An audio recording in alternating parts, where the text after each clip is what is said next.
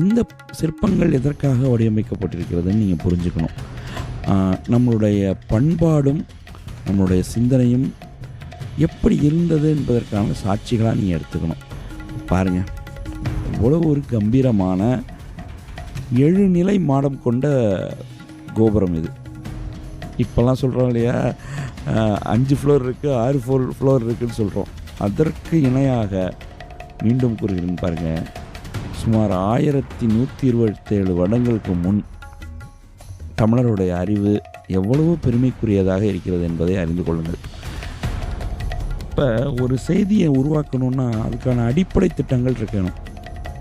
இப்போ 7 நிலை மாடம் இன்றளவும் நீங்கள் பார்க்குறீங்க இல்லையா, 7 ஃப்ளோர்னு சொல்கிறோம் இல்லையா தமிழில், 7 நிலை மாடம். அந்த கோபுரம் 7 நிலையாக பிரிக்கப்பட்டிருக்கு. இன்றளவும் அது இவ்வளவு கம்பீரமாகவும் பிரம்மாண்டமாகவும்